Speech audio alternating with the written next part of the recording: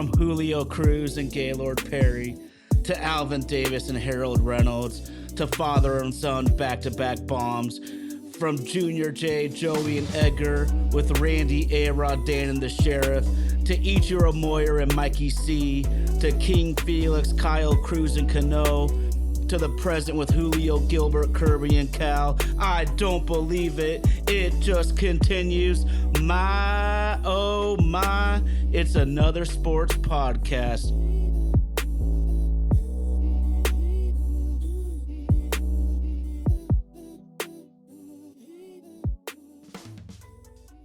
My, oh my, it's another sports podcast. And my, oh my, the baseball season is coming down the home stretch. Our beloved Mariners are fighting tooth and nail. A major losing streak in the middle of this thing since we hired Dan. But 18 games left, 3.5 out in the wild card, 4.5 to 5.5, depending on how Houston finishes Sunday night. So the Mariners are going to need a lot of luck, a lot of great baseball being played. And of course, y'all know NFL started this week, and that's captivated most of the sports world in this country. But, you know, whether it's NFL, college, or whatever is coming around the corner, we are going to rep the Mariners from Nashville down to Albuquerque, up to Little Lake, Stevens, and everywhere in between. Got to give a huge shout out to Indy, the super producer, rocking the ones and twos out in Nashville. Him and his wonderful fiance, Darby, holding it down. Vaden Podcast Services. Vaden Podcast Services, thank you so much. Got to give a huge shout out to all the homies from the live chat. We love the fire, the knowledge, the jokes. Y'all are a giant part of this show, so keep coming in. We love each and every one of you. But of course, you never know where this guy's going to be. He is the glue of the group, coming in from wherever truck stop he has to make it happen from. RG, slamming tracks like quarterback sacks from LT. What's going on, bro? I'm in the home of your favorite basketball team, the Oklahoma City Thunder. It's time to go to work. Let's go. Well, you're in my least favorite city, even though I've never stepped foot in that state. But y'all know how it is. If you've had a team that you loved move, it's a little piece of you that you can't get back. But the Mariners under Dan Wilson is basically the team we've seen the whole season.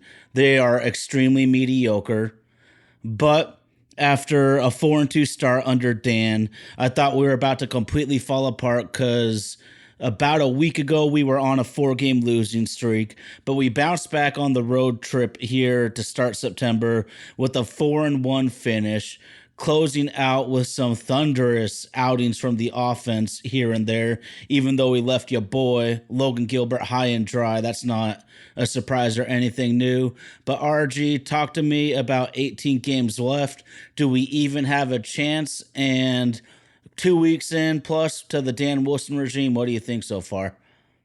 For those of you who have been fans of the Mariners for a very long time, you already know how this story goes. Over the next 18 games, we're going to get close. We're going to get extremely close. We may even chase down or tie Houston. Just the baseball gods have this unforgiving way of dangling that carrot in front of us. And over the course of our history, it just really hasn't worked out. Can we make the playoffs? Sure we can.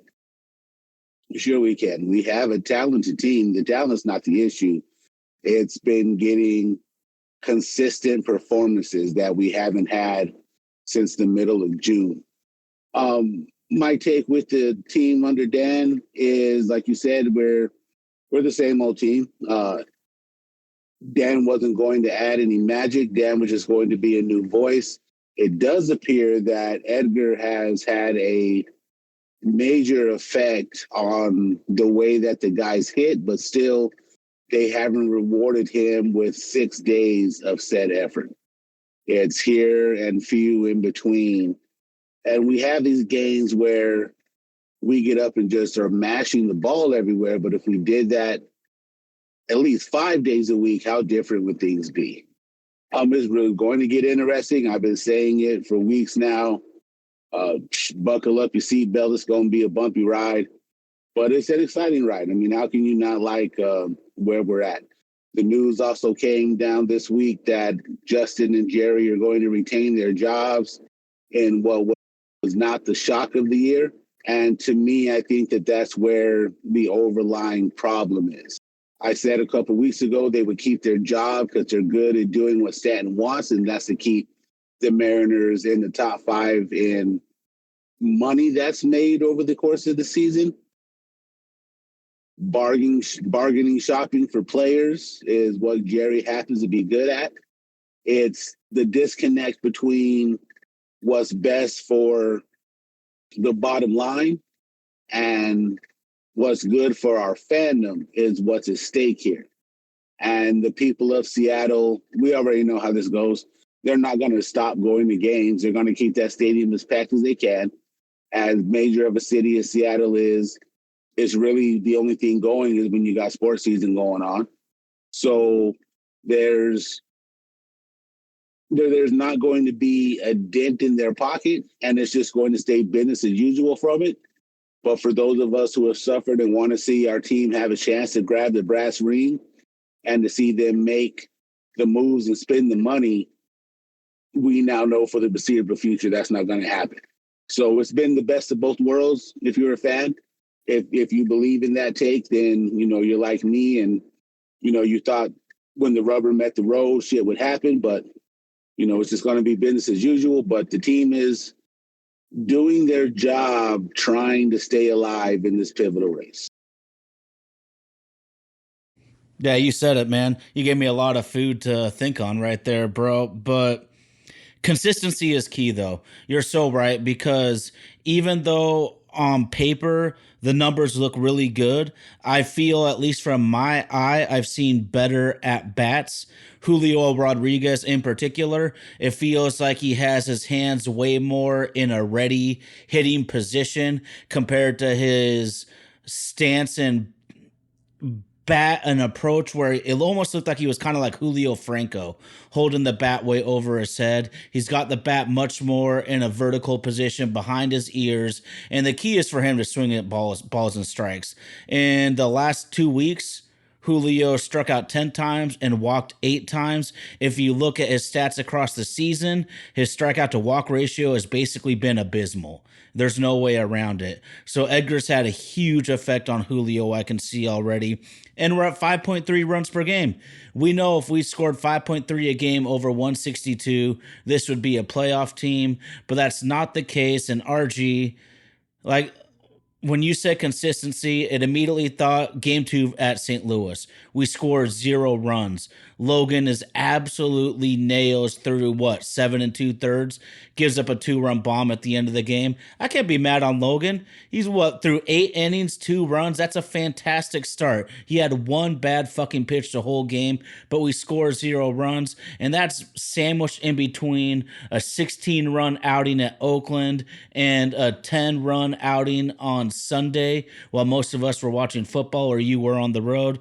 So it's tough to try to find consistency with 18 games left. You're the one that says it, that this team likes to try to catch lightning in a bottle, RG, and that's exactly what we're going to need, because we need a somewhat magical run in this next few weeks here. San Diego for 2, Texas for 4, Houston for 3. So it's going to be a very interesting homestand for those of you who live in the Pacific Northwest in the Seattle area. You can get out by all means. Go support the team. They can definitely use your energy. It's interesting. It's fun to be a part of things like this. It's just frustrating to know that this season isn't going to bring the change that we want. And maybe I'm the selfish fan and wanting them to actually go out and spend big money to get one of these big time performers in. There were a bunch of people saying, "Oh, well, we shouldn't go after Juan Soto." Juan Soto's killing it right now. We shouldn't have. Yeah, we didn't have $700 million to give Ohtani. That dude's about to go 50-50 this year. We shouldn't have given up. We should have at least given Teoscar a qualifying offer. But to just let that dude walk and to see what he's done for the Dodgers. But then he also has come out and said that he didn't like hitting in T-Mobile Park. That the batter's eye or the crookedness of the dimensions or whatever just made it difficult for him. We're always chasing it down. We're always chasing it down. And this year, we had a chance to front run, and it would have made the infamous press conference, it would have made that man look like a genius.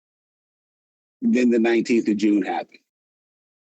So instead of harping on what could have been, we'll just focus on what we got going now. I absolutely love Logan Gilbert. I've been screaming even before we got Castillo that I thought that Logan had earned the right to be the ace of the staff. And really our offense is going to cost him the Cy Young this year. But other than that, man, that dude is nails. Indy put up a stat earlier this week about Bryce Miller. That dude's been getting it. Wu is slowly becoming my second favorite pitcher on the team. The pitching staff is great, but here's what my concern is if we are going to nickel and dime the offense, what happens when it comes time to pay the pitchers? Do we take the Billy Bean approach and once they become overpriced, we let them go?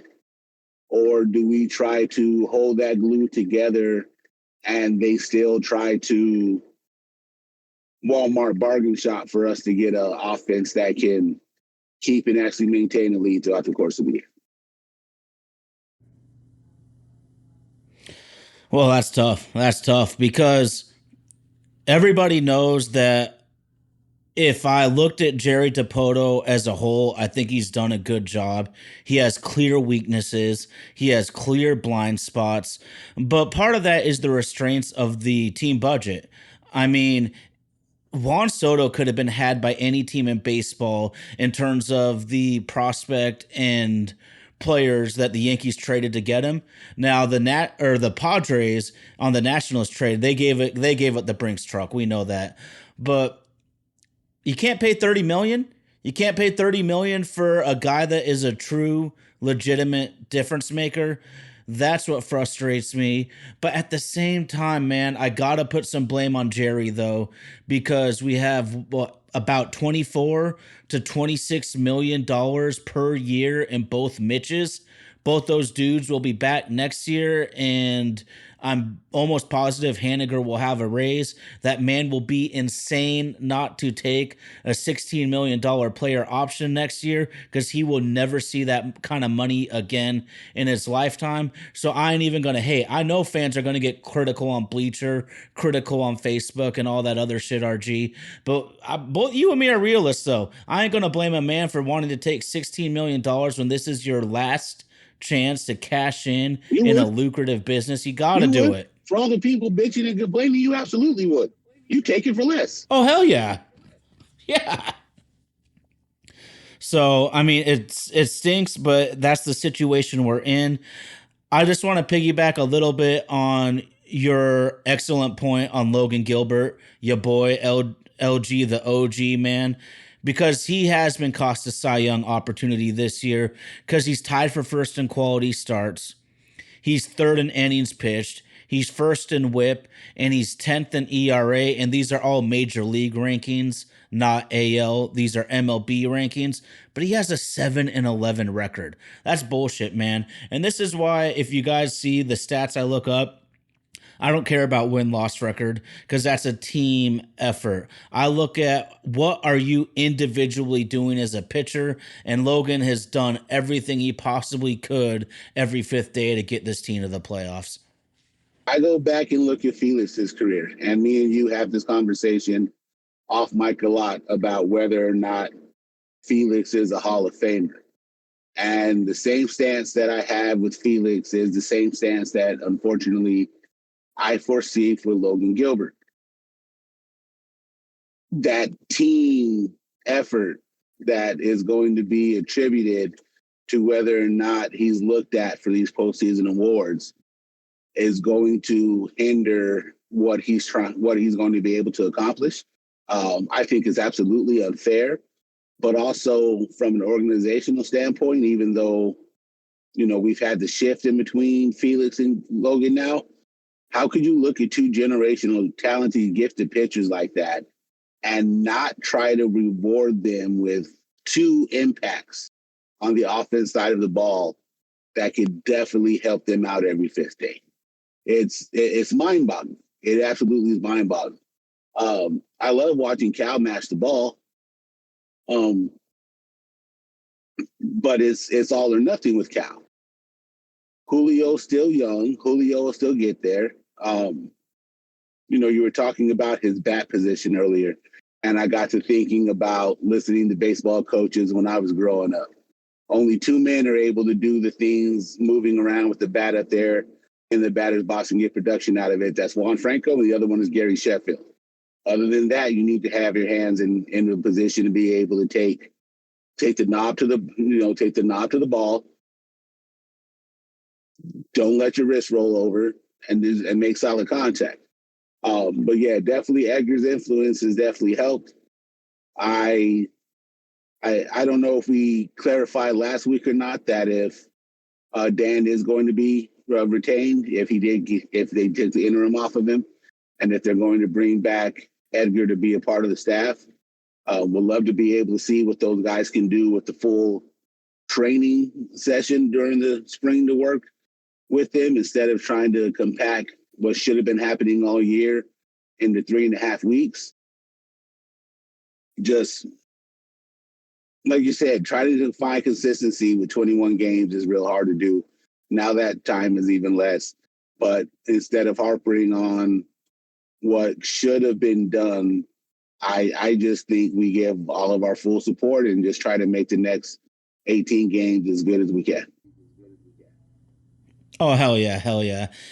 And I hate to just be a participation trophy fan right now, but at the very worst, at least give us the opportunity to feel some tense games down the stretch. Obviously, I want to go to the ALCS. Obviously, I want to go to the World Series. But sports are supposed to be entertainment. They're supposed to distract us from all the bullshit going on in our personal lives, in our professional lives. Politics are a mother, no matter how you look at it right now. So I try not to let my teams get me too pissed off because there's so much other bullshit going on right now. But RG, these dudes are cracking me up in the live chat right now because there is some football rivalry type of shit going on. We got Tay Williams, who is an Astros fan and a Cowboys fan. We got Texas Power Ranger, who we know loves the Rangers, is pumped about his Houston Texans. And then Tommy, I can't figure out. So he's asking if someone's old enough to remember the last time his team won a Super Bowl. Well, Tommy, who is your team then in the NFL? Y'all know I'm a Seahawks fan. It's probably obvious as shit. RG, let's just go off on a quick tangent. Do you want to just maybe tell our live chat a quick summary on why you became such a diehard Eagles fan? Oh, sure, no problem, because it bigs up a man that's very important to me. Back in the 60s, when the Cleveland Browns won their championship, my uncle John Wooden was on their line. He was one of the main blockers for a guy named Jim Brown. After his playing career, he actually spent 20 years working for Dallas and won 2 Super Bowls with them when Landry was the coach. When Jerry Jones took over and got rid of Landry and his staff, my uncle ended up going to Philadelphia. That's around the time that I came into this world. He drafted my favorite Eagle of all time, a man named Brian Dawkins. And he's just Weapon X is the man, bro. So had I been born a couple years earlier, I probably would have been on that cowboy drug. But the fact that Jerry got rid of him and he was working for Philadelphia at the time that I was born, hey, gang green, baby. He stopped working for Philadelphia, worked for Baltimore when they won their Super Bowl. He was the head of the Fritz Pollard Alliance that enforces the Rooney Rule, regardless how you feel about it. It does do a justice to an unjust system.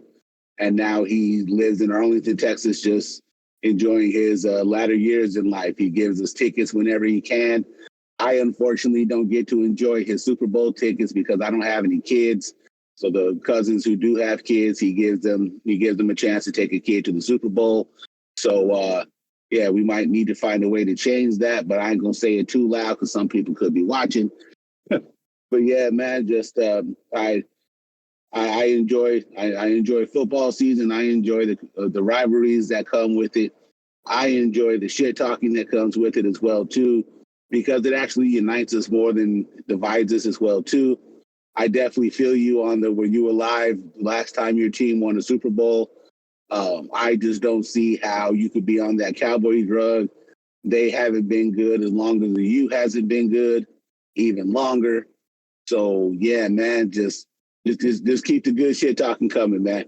Just keep the good shit talking coming. Everybody got a dub though, out of everybody in the conversation. The Seahawks won, the Eagles won, Texans won, even though they blew my cover bet.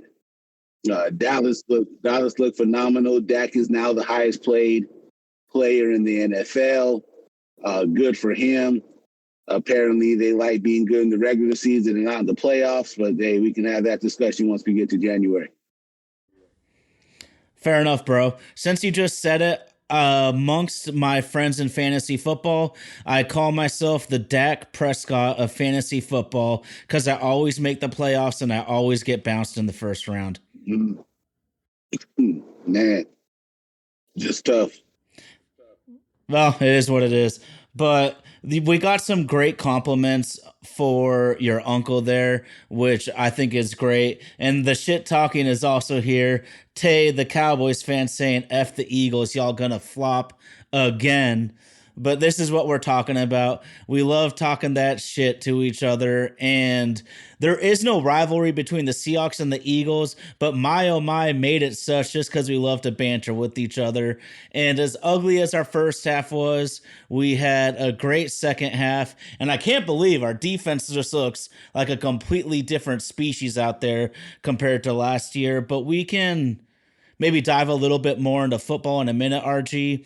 But you know me, I like to write down certain stats. I'm huge on the fundamentals of baseball because that's how I learned the game. That's how I played the game. But I also feel there's a great place for the numbers, and that's why I feel in all sports right now, the programs and organizations that marry the analytics with the fundamentals the best are the teams that are producing the most wins. But you were talking about Teo didn't like the batter's eye, RG, and we know it's played a major effect on the Mariners hitters. But I got to keep it real here because I was hearing whispers. I looked it up early in the season, but T-Mobile Park helps our pitchers tremendously. Logan Gilbert has a 1.47 improvement at home versus road. Kirby 1.16, Castillo 1.03, Bryce Miller a whopping 2.41 ERA difference home and road. Woo is 1.5. So on average with our five best starters, the ERA difference home and road is 1.51 earned runs higher on the road than home. So we definitely need to take the T-Mobile hitting blues and put it into perspective that it's also helping our pitching. I wish we'd have a more balanced team, but at least my boy Keith needs to realize, hey, teams come here and struggle hitting also. Very true. Unless you are Jose Ramirez, Josh Naylor, Luis Robert, well, you will stop me at any time. Yeah, I don't know, man. At least we haven't tried to do any other crazy shit that Baltimore's done with trying to change the dimension of Camden Yards and pushing left field all the way back to pretty much the harbor front and then raising the fence. I don't know, but then I think about a guy like Nelson Cruz who just showed up and just did his goddamn job. Yeah. Mm. Yeah, man. Well, one thing we got to say, though, Nelson Cruz got a different level of power than any dude on this squad, period. Absolutely. He's just a better hitter. But True. this is on the organization, though. It's on ownership and the front office. I defend the front office so much and shit on ownership so much, but ownership has to be willing to pay for hitters. And then when we do pay for guys, we can't be wasting money either. Like I said, we got like 24 to 26 million wrapped up in both Mitches, and both will be under contract for that 26 million next season as well. When you are a lower middle class person or team, you have to budget your money better. Absolutely. I thought that the Haniger move was trying to right, not giving him the contract after he had his breakout year.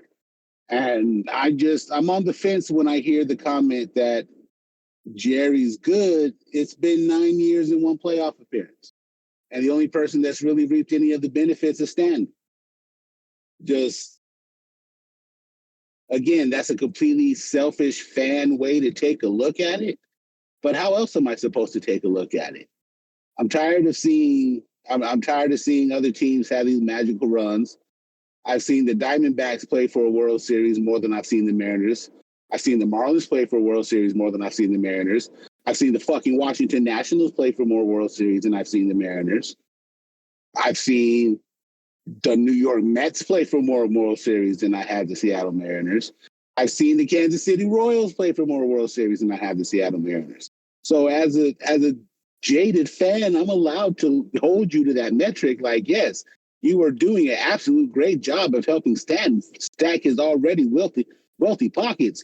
But for a guy who wants to see his team perform in the postseason, you've only gotten me there once. So I can't sit and crown you that you're the best thing we've ever had. You've gotten one playoff appearance since you fucking been here. Well, said like an Eagles fan, and that's kind of why I think you have an interesting perspective, because your football fan base holds their team way more accountable than the average Mariners fan, myself included. Dude, just being an Eagle football fan is just there's just no substitute for it. Coming up, Dallas had a stranglehold on everything. Then we draft McNabb and everybody boos that guy out of the building. 4 straight NFC championship games with 1 Super Bowl appearance. That's if that were to happen to the Mariners, that we went to 4 straight ALCSs and only got to 1 World Series over it, we take that in a fucking heartbeat. I would take it in a heartbeat. I sacrifice the moose to the Illuminati right now for that shit. But just when our division just, our division all won Super Bowls within years of each other. Dallas winning 2, the Redskins winning 1, the Giants winning 1.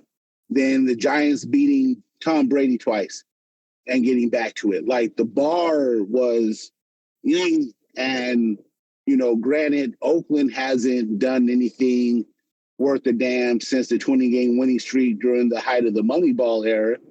But when you turn around and look at the AL West, Oakland has multiple championships. Houston has multiple recent championships. The Rangers now have championships. And even though it was back in 2002, coming off of the year that should have been our year, the Angels even have one. So we are absolutely the have-not stepchild of the AL West.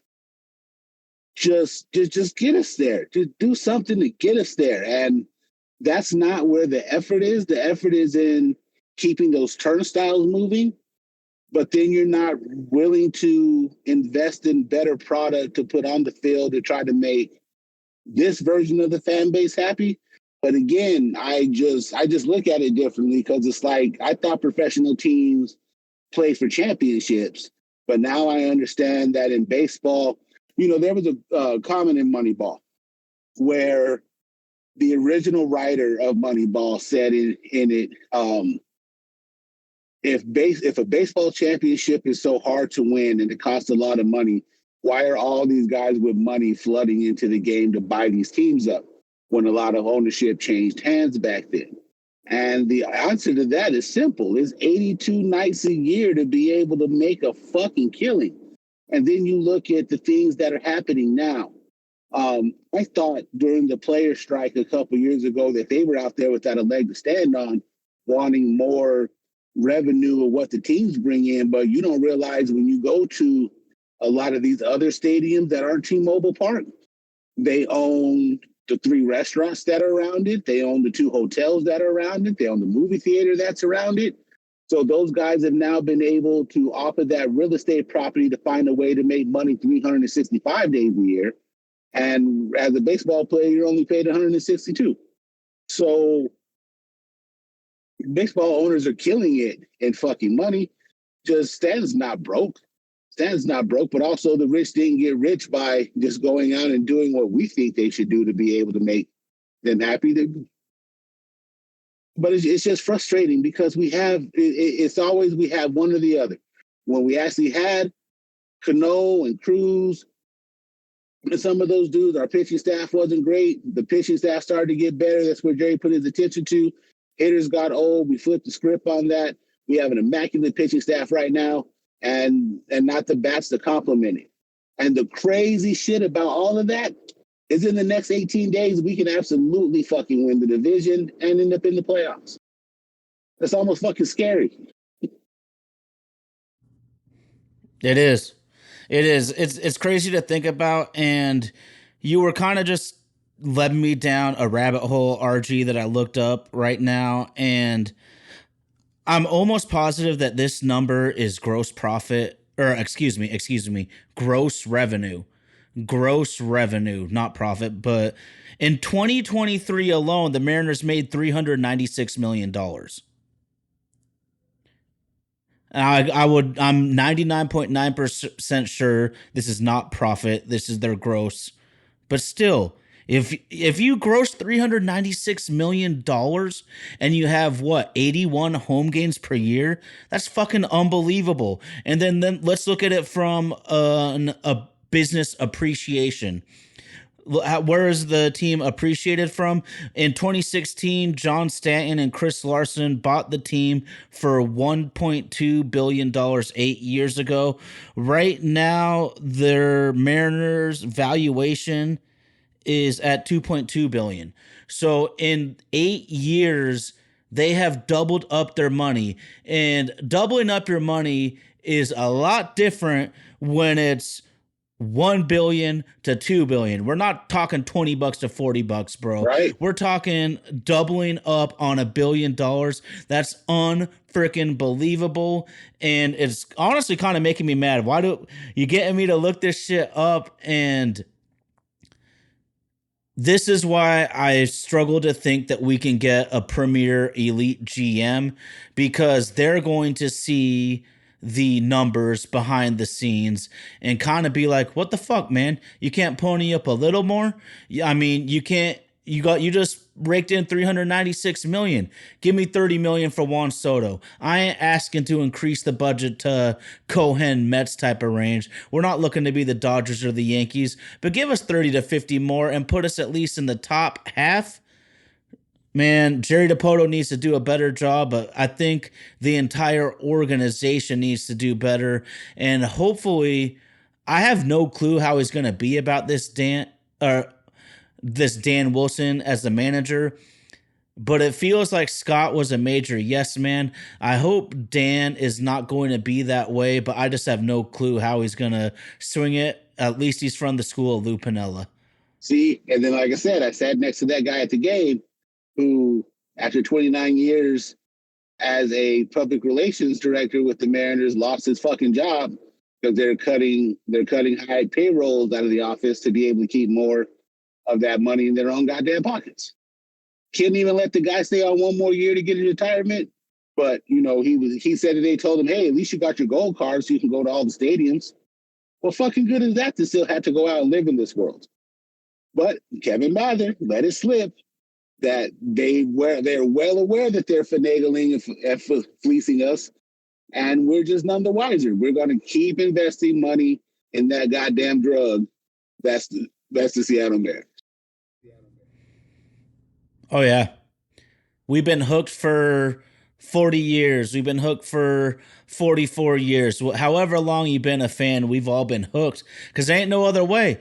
You have to almost have some blind, crazy loyalty to this shit to follow it the way we do. My boy Keith texts me almost every other night saying, when are we going to stop this, Ty? When are we going to stop this bullshit, this insanity? But they call fan is short for fanatic, and so we out here yelling, we out here screaming, out here buying swag, buying tickets, buying the most expensive beers that you can find, all because we want to cheer on our dudes.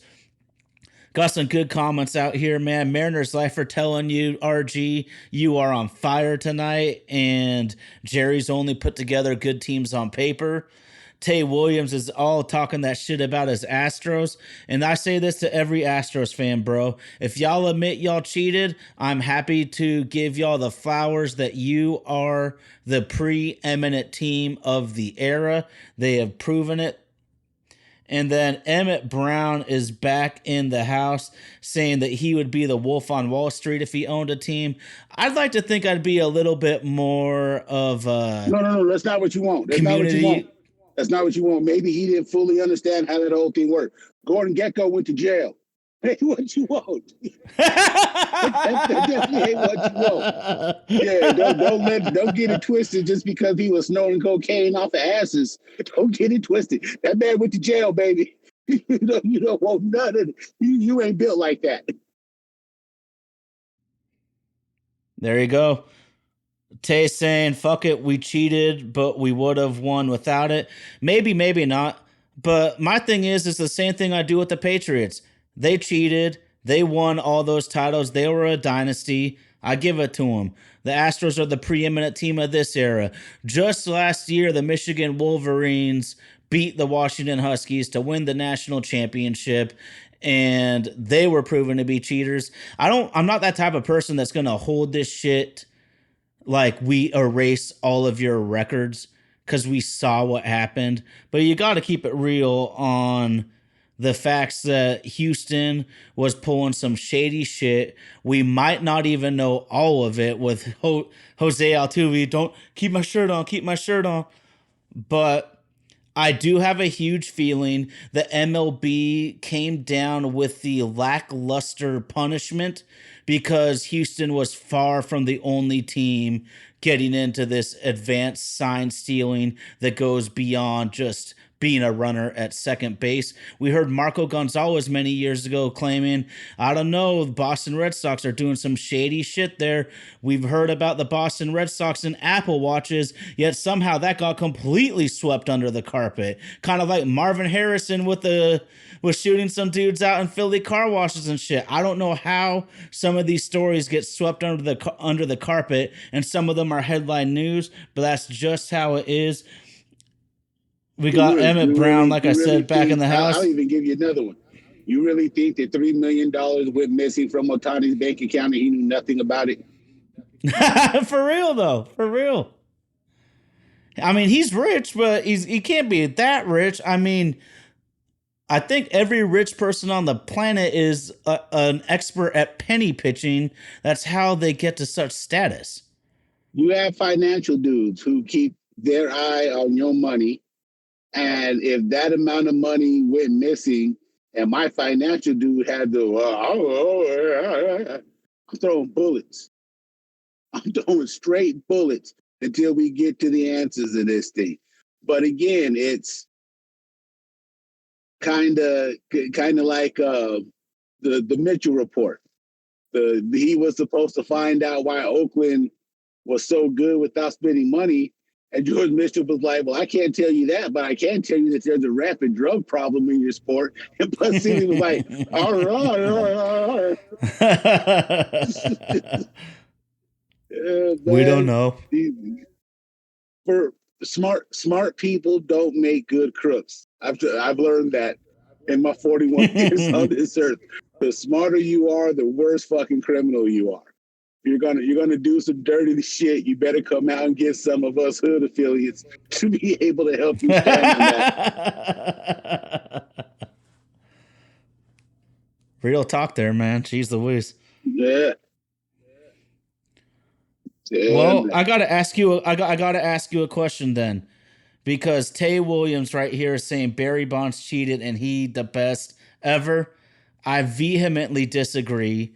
I am actually a Barry Bonds supporter compared to most people talking that shit out there about their favorite baseball players. But I can't get over the fact that a pro athlete had his athletic peak at 36. I know we both ride with George Kenneth Griffey Jr., but I don't know if we've ever really talked about this. What are your thoughts on Barry Bonds in what general? pisses me off with Barry Bonds is he didn't need to take steroids. That dude was a beast without Yeah. that shit. That dude was a beast without that shit. Um, Roger Clemens too. Roger Clemens too. The one that is the most egregious to me is fucking A-Rod. How does Manny Ramirez get caught and then 2 weeks later you pick up the phone and say, anybody still got his dude's number? Just you're asking for that shit. Don't cheat the game. It takes patience for power. That's the anti Mark McGuire. Shout out to Wale for that line. But yeah, man, just those guys didn't have to do it. They were already going to go down as generational greats. And just to start taking shortcuts, you then fuel a generation of people coming up and watching you that like to take shortcuts too. And it worked for those guys. It didn't work for the people who tried that shit up underneath. Ryan Braun, remember that name? Oh yeah. Oh yeah. No need. And then some of them, when it happens, it's like, I knew it. I knew it. Because that's how I felt about Ryan Braun. Was like, there's no way your scrawny ass is hitting that many bombs going off like that. At least Darryl Strawberry was just doing cocaine. Shit. Yeah, but nah, man, They it's were field on different shit in the 80s, man. absolutely insane. And then who was it? Rafael Palmeiro. I didn't do this, period. And then 30 days later, just they didn't need to cheat. They didn't need to cheat. And it's unfortunate because there's going to be the gatekeepers who want to keep all those records clean. Like when Judge hit his 61st home run, I had a bunch of guys I grew up playing baseball with were like, why are they going so ape shit over 61? It's not 73. It was like, well, 73 also came with some needles involved in it too. That's what it is. This is supposed to be it's supposed to be pure. You don't want to see, you definitely don't want to see Lynn Bias be the all-time leading scorer in the NBA. But he at least did enough of the drug that it just took his ass out. Mm. Sorry if that offends you. Not really sorry. Oh man, digging deep there, but I mean, what could have been, what should have been, and I think that's kind of your connection there. And when you just said like the 73 home runs to the 61, I saw a stat recently, dude, that said like 97, 98, I believe, was when Griffey Jr. went 56 homers and 56 homers. And I believe that was only the second time at that point in Major League history that a hitter ever went 50 and 50 in back to back seasons. Then, just a couple short years later, all of those hollowed records got completely smashed, destroyed, and demolished. And I was just saying about how if I'm Mitch Haniger, I'm to take the money. And that's why I'm not mad. I'm not like on my moral high horse against these guys for juicing when you can get 20, 40, 50, hundreds of millions of dollars by upping your performance like that. But it also gives people the right to at least critique your play in a Mm-hmm. way that I wouldn't critique Griffey's. Like I've said this just 2 minutes ago, bro. I cannot get past that Barry Bonds' athletic peak was 36. This shit just does not work like that in the human world.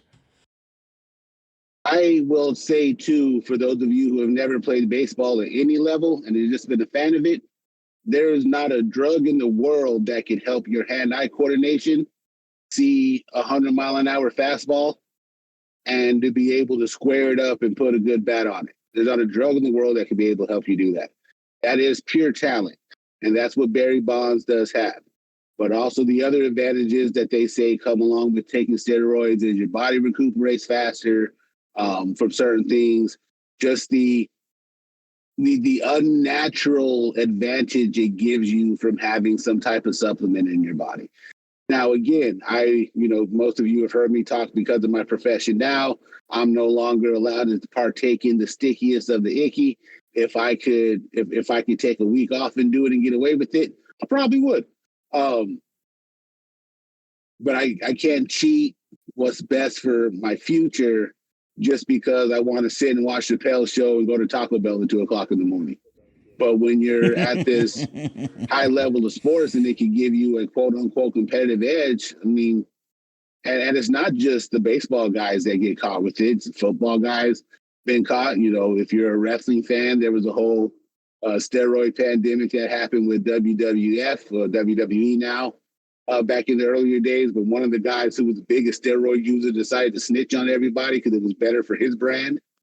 Just, you don't need to. You really don't need to. And especially now in the way that this world works up, you don't know what you're shooting into your body. And that's the ultimate scary part about it. Those guys were able to get away with it, and, they're going to be kept out of the Hall of Fame. Nowadays, if you play around with that shit, no telling what could happen to you. So just, if you can't hit 30 home runs in high school, it's okay. You'll be okay. Don't go put the needle in your arm. If there's $100 million on the line, I might change my mind. but for right now, just stay away from that shit. I think you made such a great point there, though, in making sure that our teenagers who, like, less than 1% of teenagers are going to play college ball. Like 1% of the college players are going to make it to the pros in any given sport. So we got to have our youth be smart about this shit. And then I know it's not the 70s or the 80s anymore, but for those that might not remember, this is going to be an age gap sort of thing. But Lyle Azedo, that crazy D lineman for the Raiders when I was a little kid, basically got terminal cancer from all of the steroid use that he was messing with in that time frame. I know that the doctors, the medicine, like, it's scientific shit nowadays. They're not just spiking up steroids, man, for the most part. These guys have some serious science behind the shit they're doing nowadays. And that might be why we kind of look at the guys that get popped nowadays like, bro, you're an idiot. You're an idiot, man. Just pay a little bit more money. You can get the most advanced shit on the planet and you're not going to get caught. But I guess that's neither here nor there. Tommy has a really good question, RG, and I'd like to get your answer on it. He just asked simply, so does Henry Aaron really hold the home run record in your opinion? It's an official stat. So all of his home runs counted, unless they come out and say that his home runs don't count. Bonds is the man. I look at the numbers. The stat was made to official. Me, it's Bonds. Is it morally unfortunate? Absolutely, but the stat's the stat. It's been made official. All the truth has already come out, and they haven't once taken it. So Bonds is the man. Plus, and then like I said, too, being at Angel Stadium last week and being blessed enough to have the seats that I did with a perfectly good view of the batter's box to their video board in right field, and knowing that in the 2002 World Series, Barry Bonds hit a ball over that video board, it's just fucking amazing.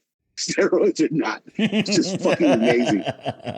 Even if you go back and watch the highlights of it, I want to say it's Tim Salmon. They put the camera on the dugout, and he is saying, and he's telling someone that's the farthest ball I've ever seen hit. Just and like I said, it's just unfortunate because I don't think he needed it. But when desperate times call for desperate measures, and I definitely have done some things in my youth that I'm not proud of for money, but that's something that those guys got to live with. And don't cry about the Hall of Fame. Don't cry about the Hall of Fame. If you know what you were doing and you took those steps anyway, I think that Barry Bonds and Roger Clemens should both be in the Hall of Fame, but they don't have the right to cry about it. And now that a lot of the old school writers have all passed on, and that vote is becoming more people who are willing to just look at the numbers instead of how they got there, there might be a chance for them to still get in. But don't expect those old school guys to shoot you any bail for that. And this is what's kind of disappointing to me. And honestly, RG, I feel it might be a reason in the last 5 to 10 years, I would say. I think we've seen, to me, some pretty borderline Hall of Famers in Major League Baseball. And I feel that some of the writers are almost forcing in dudes because in their minds, there's so many disqualified Hall of Fame talents from that era. Like you just said, Bonds, Clemens. I can add A-Rod. I can add Manny Ramirez. Dude, if we looked at Rafael Palmeiro's numbers, I bet if we looked them up right now, we'd all be like, Hall of Fame. And Yeah. so Very few I guys with think 500 home runs that aren't going to make the Hall of Fame. and I think he might have gotten to 3,000 too.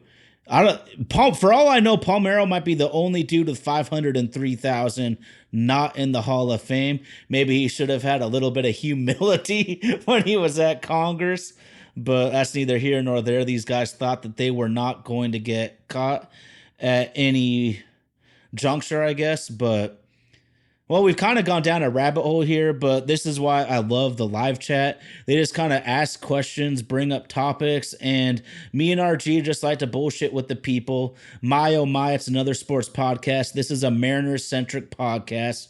We also pay a lot of attention to football. We pay attention to the sports landscape in general. It's been a minute, guys, but we even talked WNBA and women's college hoops for that time period just because it was really the hottest topic in sports at that moment. So we'll kind of roll with the punches here. But I just want to bounce back, Archie, because, every week I like to give the Mariners some flowers for the guys that deserve it. And this dude was honestly really shitty and really struggling for much of the middle third of the season or so. And although he gave up the walk-off and took the L a few nights ago in Oakland, Trent Thornton has only surrendered one earned run in his last 10 outings. Good for him. The Mariners have needed it. And hopefully he's turning a corner because he's had 3 different seasons to me. He was excellent to start. He was terrible in the middle, and he's bounced back to be really good lately. And then your boy, Captain Cal, has an OPS over 1,000 this week, putting his season freaking stats at 29 bombs and 90 RBI for a switch hitting catcher that doesn't get the amount of rest he deserves because our hitting and backup catching situation is what it is. Julio Rodriguez, we talked about, turning the corner recently, an 851 OPS over the last 2 weeks. I'm so optimistic right now about 10 Ks and 8 walks in that time. What made him special his rookie year was his decision making at the plate. When he makes good decisions, he can unleash his power. I'm happy that the Mariners moved JP down in the lineup. It should have happened the first game that he came back. Randy Arozarena, although he was only in the 230s for the week, in the last 2 weeks combined, he's got an 858 OPS, and Luke Raley has been raking. He has been raking with an 882 OPS in the last 30 days, 18 home runs on the season. It really sucks, RG, because I feel like this team is turning the corner, but it's most likely going to be too little too late. But there's always next year, and although a whole new season starts, everyone would rather finish any sports season playing well than playing shitty. Again, 18 games left. and we do have 3 against Houston. The Yankees seem to be struggling. It's the games against Texas that probably scare me the most coming up. There's still a shot. There's still a shot. Yeah. It's a very slim shot, but there is still a shot if they can find a way to play consistent baseball. We could very well be dancing in October. Only time will tell. All it takes is a hot streak. But we can't be playing this mediocre ball like we've done all year. We need a freaking hot streak. But you're right. About 5 games back at Houston, 3.5 back in the wild card, and 18 games left. If we can just make up basically a game every 5 games, we could be in the dance. And oh man, Emmett Brown saying he traded Julio for Caitlin Clark. I don't know about that, bro. But man, speak to me on this because you follow this league more closely than I do. But to start the WNBA season, it felt like Angel and Caitlin were kind of figuring it out, so to speak. Those 2 players have been absolutely dominant basically since the Olympics. They have been. Caitlin has come out on a tear to kind of prove that she should have been on the squad. I still think it was the right decision to keep her off the squad. It's okay to not hand her everything right out the gate just because she was America's darling, and to still keep some things for her to earn, and not just roll out the carpet for her. But Indiana Fever have now clinched the playoff spot. She has all but sewn up Rookie of the Year. Let's give a shout out to Angel Reese, who did announce that she did have a season-ending injury that's going to keep her from being able to finish out her rookie year, but she went on her double streak and proved that she does belong in this league as well too. And since we are handing out flowers to great women in sports, let's also recognize Alex Morgan from the U.S. Women's National Soccer Team. She announced her retirement. Tonight was actually her last game, and just got an ESPN alert a couple minutes ago that they actually just subbed her out of the game so she can get that standing ovation to end her playing career. A World Cup champion, Olympic gold medalist, one of the best to ever do it. So I'm telling you, man, if it wasn't for the U.S. women's soccer team, USA soccer would just suck completely. Thank God for those women for being able to hold it down. I think they're more talented. I think they play a better game. And just, let's definitely give AM13 her flowers as she rides off into retirement as well, too. But just give him a chance, man. I know that there's this machismo that comes along with this sometimes. And, there are times that women's basketball is like watching paint dry, but the league is real physical. These girls can't hoop. They can't score. You live in a town that has one of the best players in the NBA, WNBA, currently Jewel Lloyd. You also got to live through a little bit of Sue Bird and Breanna Stewart being up there as well, too. So for those of you who are in the know, you know that this is a good, exciting league to watch and pay attention to. Check out their playoffs. It's going to be very interesting. Their playoffs is going to get really, really good. Not a high number of teams in it. It's not going to drag out over 3 months like the NBA playoffs does. It's going to be real good and exciting to watch. Good shit, man. Shout out to my brother Nick. My brother Nick has had the hots for Alex Morgan for a long time. Congratulations on a wonderful career, Alex. Absolutely. Absolutely. Absolutely. Live chat is on and cracking. It'll still be a couple more weeks while I'm out here working remotely to when I can get it back in there and mix it up with y'all. But I'm grateful for each and every one of you that take the time out and join us each and every Sunday as me, Ty Talks, and Invaded Podcast Services attempt to change the game here. If you like the show, always hit the subscribe button, hit the likes button, leave us comments. My invitation still is open to anyone. 2 weeks from now, 29th of September, either me and Ty are going to find a way for us to do the show live together in Seattle, or we want one of you guys to come and hop on and, be like Jerry, come be the backstop for us. Always get in, be nice to see some of you guys' face, get to talk to you, get to know you a little bit more. You're the reason why this podcast is doing as well as it is. And we're grateful that each and every one of you take the time out to leave us an hour of your Sundays just so we can talk sports with some pretty cool people, y'all. For sure. Holla. Man, I couldn't say it better myself. And for all y'all, we're Mariner centric, but I just wanted to say if y'all on the live chat want to just chime in any Sunday evening on what football topics you want to talk about, or any topics for that matter, we roll with the punches, we go with the flow, and the Mariners, as we head into the winter, we know that it can be like watching paint dry to talk baseball every single pod when there's no business going on. When something great happens, we will talk mostly about that. But as football season gets to full swing, as baseball season ends, we'll probably get a little bit more of the gridiron in there.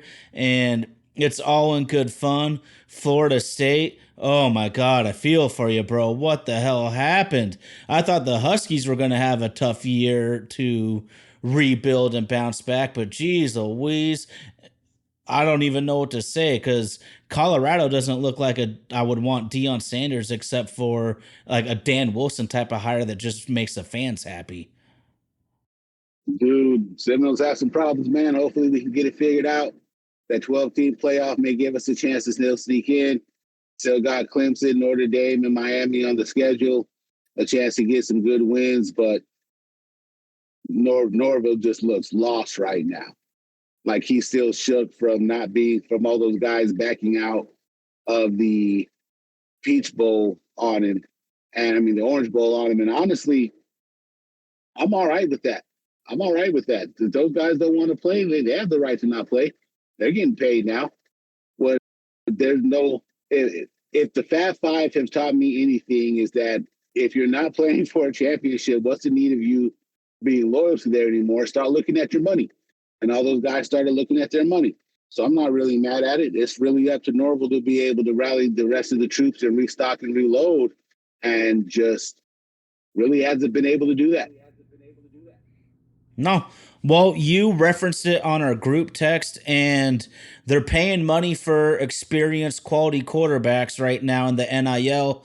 They paid the wrong dude. It's literally that simple. I mean, Florida State would be better off if the Huskies went and got Mississippi State transfer Will Rogers, who is a really good college quarterback. I don't see him really as an NFL prospect, but that don't matter to me. That's the NFL. This guy's a damn good college quarterback. I guarantee you Will Rogers would do better for Florida State than DJ. We know Cam Ward from Wazoo is looking absolutely incredible. I've been on that dude for years now, but when you live in the Pacific Northwest, I'm also a Northwest homer. I watch games like Wazoo when there's better games on just because of the investment into the team, and this guy's must watch TV at times. So we'll get into it more, man. But fun times to have football starting. Eagles 1-0, Seahawks 1-0. We got Texas Power Ranger, like you said, Texans 1-0. Dallas just embarrassing Cleveland. Oh my goodness. Do they need to introduce Deshaun Watson to the massage therapists of Cleveland? Because they got to figure something out there. Holy shit, bro. We love you long time. But if I'm the Texans, like I thought that as well as Philly played, we were very susceptible to the big play. And if I'm the Texans today, you should have won that game. You should have won that game by a lot more. And Anthony Richardson was just out there just, all right, go route. They can't stop it. Go route. They can't stop it. Go route. They can't stop it. Just, man, but interesting week one. Happy to have football back, college, NFL, even high school. Trying to give a little shout out to my cousin Amari Berry, plays for the Volcano Vista Hawks in Albuquerque, New Mexico. His best friend is named Cam Dyer, is the quarterback for the rival school, the La Cueva Bears, the same school that Mitch Garver went to high school at. Cam Ward signed a scholarship to go play football next year for the Arizona State Sun Devils. And in their game last week, Cam Dyer is a 3 to 4 star recruit, and my cousin Amari got a pick off of him in the end zone. So let's go. Shout out to you, Amari, and shout out to all the kids who were out here doing it, who are earning their scholarships, just playing for the love of the game. Just, there's a lot of distractions going on, a lot of things meant to divide us, but sports has always been a unifying factor that we don't care what you look like. We only care if you can ball. Fair enough, man. And just hearing that, we both know, RG, if you could be a college person in the Tempe, Scottsdale, Arizona, that shit might be about as good as it gets, bro.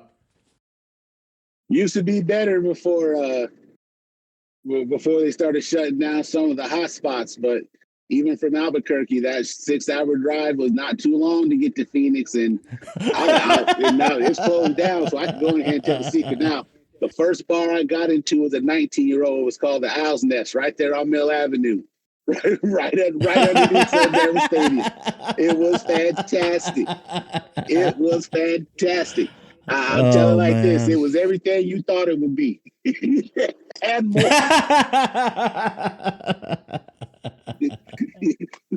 Yay.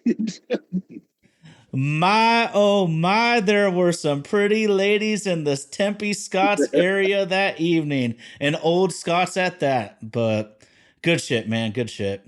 Yes, sir. Yes, sir. Anything else on your mind tonight, man? Not a ton, man. You, for once, we kind of have role reversal where you lifted me up out of my Mariners depression. So that's what friends are for. We got each other when we're down. And I just want to say shout out to the live chat one more time.